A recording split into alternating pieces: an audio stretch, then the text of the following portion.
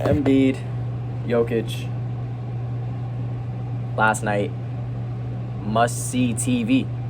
Not gonna lie, if you didn't watch it, you missed out on a great game. I cannot lie. It was probably one of the highest scoring halves I've seen this season. I think they both ended with 78. Both ended with 78 points. Embiid came out with the dub, but there was a lot of, I don't know to say bad defense, because it wasn't bad defense. It was just a lot of tough shot making in that first half. Now, last time I was here, I was talking about the Celtics versus the Pacers. I said I was going to get another video out for the Lakers and Clippers, I think it was. Obviously, it didn't happen, as you could see. But, we're back. That's all that matters. That's all that matters, that I'm recording again. That's all that matters. But the only reason why I really didn't record is because I hate recording when other people are watching me. So when my roommates are in the room, I don't record. So as of right now, as you can see, if you can look, it is empty. It is just me. So we're actually going to hurry up and get into this Jokic and Embiid matchup before my roommates get back, because I don't know when they're back. But here we go. So to even start off the game, the Sixers did something I thought they would do, which was have Embiid off of Jokic and have someone like, who did they have guarding him? Not look back at it. Who was guarding him? Because I know who was guarding him. I know who was guarding Embiid. It was Aaron Gordon, who wasn't Jokic, which kind of surprised me. I thought they were just going to run Jokic on Embiid, even though that's a terrible matchup. But who was on Embiid? I mean, who was on Jokic? Because it wasn't, but I think it might have been Batum. It might have been Batum. But obviously the Sixers, you kind of want Embiid in that roaming spot with him just manning the middle, with him guarding Aaron Gordon. You don't really have to worry about his perimeter game. No offense to Aaron Gordon. He's an amazing player. His three-point, shaky. He got a little handle to him, though. But Embiid roaming the middle. You had Embiid roaming, Jokic doing Jokic things. And also the Nuggets did the same thing with Jokic on, I think it was honestly Kelly Oubre he was on, which really surprised me even more. Because mostly when you have a center roaming, like, again, Embiid was roaming, Jokic is roaming, they're not on the main player. Obviously, they're on each other. When you do that, you're kind of putting him on a player that doesn't affect the three-point game as much. So I remember when Pat Bev got in the game, Jokic switched on him, which then I can see that matchup, because you're kind of fine with Pat Bev taking those, maybe not corner threes, but those like wing threes, those top of the corner. If you want him to go create his own shot, no offense to Pat Bev, you can go do that. We're taking that all day. But what worked very well it wasn't honestly a good thing for both teams, because it was obviously what I said at the beginning. I think I said it at the beginning of this one. Sorry, this is like my third take. But I think I said this at the beginning. It was one of the highest scoring halves I've seen all season, which was tied at 78, which honestly was ridiculous. Tough shot making on both ends. It wasn't really bad defense from either team. Aaron Gordon on Joel Embiid. Now, when I watched the game, right? Watching the game. Embiid's shot making, not shot creating. We already know he's good at that. We already know he's good at shot creating. We know he's good at off the dribble. We know he's good off all that. I was shaky about his shooting game. His midi game, I know he has that on lock. His little jab, shot, checking. We're not worried about that. I mean, we are worried about that. We're worried about his three-point game. Now, what really worked for them was running a Tyrese Maxey and Embiid pick and roll. I think they really started off the game. Embiid had a quick, I think he had 15 at the end of the first quarter, which was really mostly him getting threes or him getting mid-range shots. He didn't get to the line as much as we thought he would. But with them two on the pick and roll, you got to worry about Maxey's speed. So now Aaron Gordon is most likely, you're going to have to most likely switch that matchup, but you don't want to, because you have Murray on Embiid, which we obviously don't like. So one, Aaron Gordon is going to have to be in a low-key, a drop coverage. It's not, I wouldn't say you're gonna be in a drop coverage, but most likely you are if you're Aaron Gordon because you're worried about speed. And same with like a Jokic type of guy if he's in the pick and roll defense. You're more worried about his speed, so you might be in a drop coverage, which then you're also, Murray's going to be trailing, so Maxey knows he can't really get a float off with Murray behind him and AG in front of him. So what are we going to go to? We're going to go to a little pick and fade with Embiid. Embiid, check it. I saw like 3 straight threes in the first quarter. That was ridiculous. Ridiculous. Now on the Nuggets side of the ball, their side of the ball is most likely still ball movement, Jokic in the post, creating for his team. And that was mostly what happened almost all game. You had Jokic getting the ball in the post with Batum on him, and he would... Now with Jokic as that post player, obviously... Well, I feel like Jokic plays the game so different. Like, I feel like he's just a step ahead of everybody. Because when he's in the post, he's so nonchalant. He's not focused on the guy guarding him. He's looking at the roaming guy who was Embiid. He's looking at what he's going to do. Because, again, AG is not that good of a three-point shooter, but his driving is also a factor. Because there was some plays where Jokic would kick it out to Aaron Gordon, and Aaron Gordon would take Embiid off the dribble. No matter if Embiid was already in the paint, he'd still just go up with it, and he would most likely get fouled, which kind of killed them in this game. I think he just shot bad from the free throw line, which killed them, honestly. I don't know how much they lost by, but I think if he makes his free throws, he goes at least 5 for something. It's a whole different ballgame.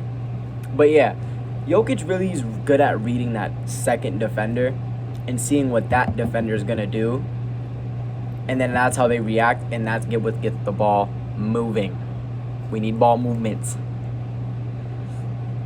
And also, I seen a little zone out of the Sixers, which really surprised me. They went to a little zone, which, again, the Nuggets most of their offense is, their ball is moving, the ball is swinging. It's not really much of, like, you might get stagnant here and there when Jokic is in the post. You might get a little stagnant, like you might just sit in the corner, see how the defense reacts.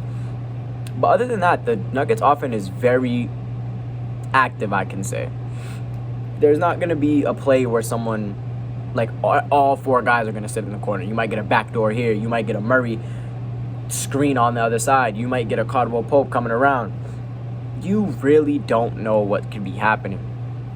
So when I saw that 2-3, I was kind of, wouldn't say surprised, because they mostly did it when DeAndre Jordan was in the game, which then, when you look at their bench, they don't really have that many outside shooters.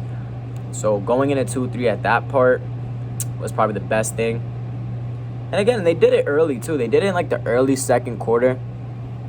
And then the third, I think the third is where both of the teams started to slow down, because the offensive shot making was great in the first half. I think Murray ended with a good 13, I think, in the second, or 10. I forgot, but the offenses of those two teams were amazing. Now, there was some things that really caught up with the Nuggets that really kind of helped them not win the game, obviously, because they lost. It caused them to lose. There was some mental errors. Michael Porter Jr.'s corner 3, I think everyone's seen that by now. Michael Porter Jr. shot the ball. Jokic and Aaron Gordon are wide open in the paint. You shouldn't take that shot. One, at that point in time, I think it was a momentum shift, if my memory's right. And after that, the Embiid and Sixers stampede just killed them. Now, I heard this from the commentators. Now, I'm going to put this in perspective, my perspective on what I think the Sixers should do. Because obviously, I'm also reviewing this game, but I'm also going to speak about how this team is going to look moving forward.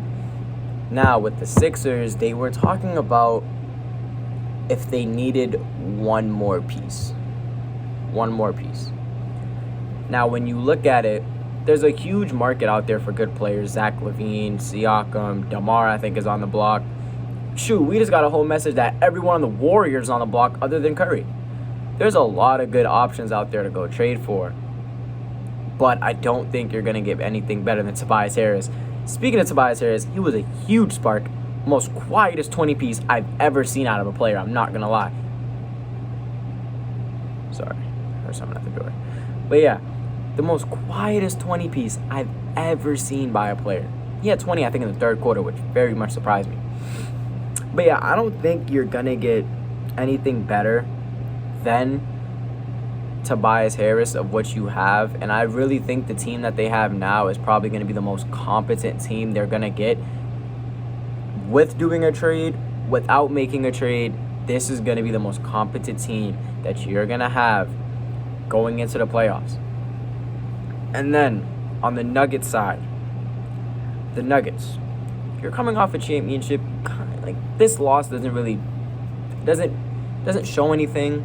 It doesn't move anything. Because when you look at this game, it was really a high shot making game. There wasn't much errors, I would say. Maybe in the ball, there was a couple shots there shouldn't have been took. I think in the last 3 minutes, Jokic had hit a mid-range. He had hit a top of the key too, and I think he took the next 3 to 4 shots, and he missed them. And they were open shots. Like, they weren't bad shots. They were open. He missed I remember, he missed the top of the key 3, wide open. He missed the corner 3, wide open. Christian Braun missed the corner 3, airballed. Like, the shots they were getting were good shots. They just weren't falling after that heavy scoring first half. So I don't think this moves anything. I don't think teams look at this. I don't think they should worry. Obviously, it's still the regular season. There's nothing to really worry about unless you're like a bottom 8 team or something. Like, I don't think there's anything to really worry about with these two teams. I think these two teams are fine the way they're put.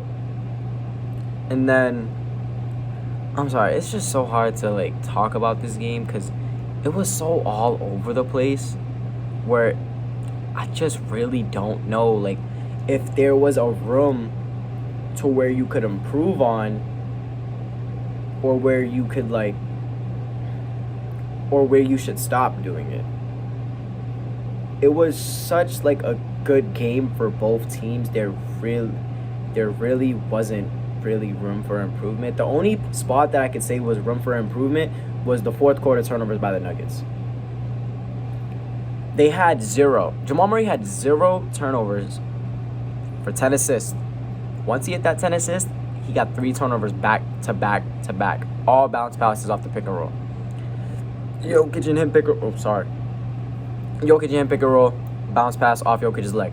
He drives to the paint. Bounce pass to Aaron Gordon. Off his leg. Turnover.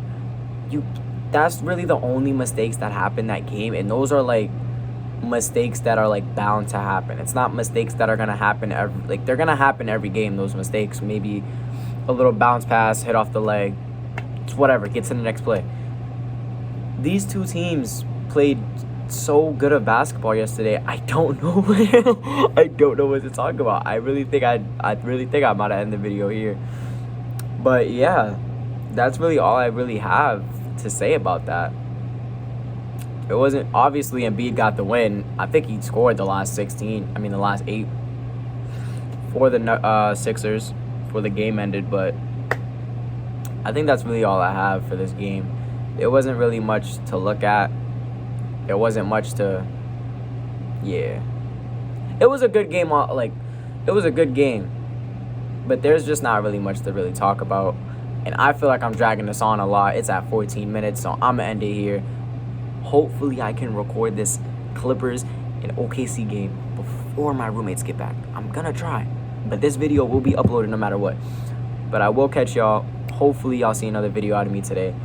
I will catch y'all. Peace.